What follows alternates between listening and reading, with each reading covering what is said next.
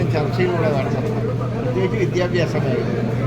അതുകൊണ്ട് ഇക്കാര്യത്തിൽ ഒരു കടുപ്പിടുത്തം ഗവൺമെൻറ് ഉപയോഗിച്ചു എന്ന് കാണുന്നതിൽ സന്തോഷമുണ്ട്.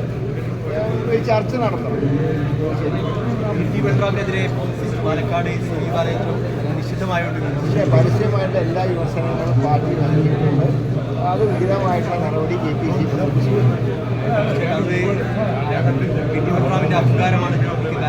അല്ല, ഞാൻ പറഞ്ഞ അദ്ദേഹം 10 വർഷം MLA ഇത് ജനങ്ങൾ തിരഞ്ഞെടുത്തിട്ടാണ് MP വെച്ചത്. അല്ലാതെ ആരും ഓട് വിളിച്ചിറങ്ങുന്നതല്ല.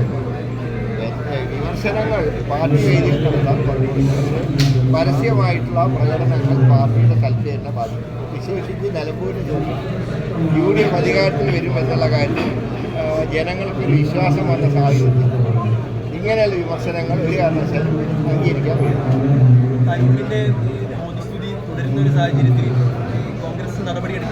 അല്ല, നടപടിയെടുക്കുന്ന കാര്യം ഹൈക്കമാൻഡ് തീരുമാനിക്കണം. ഇപ്പോൾ അദ്ദേഹം ഞങ്ങളുടെ കൂടെ ഉള്ളതായി ഞങ്ങൾ കണക്കാക്കുന്നില്ല. ബാക്കി കാര്യങ്ങൾ ദേശീയ നേതൃത്വം തീരുമാനിക്കണം.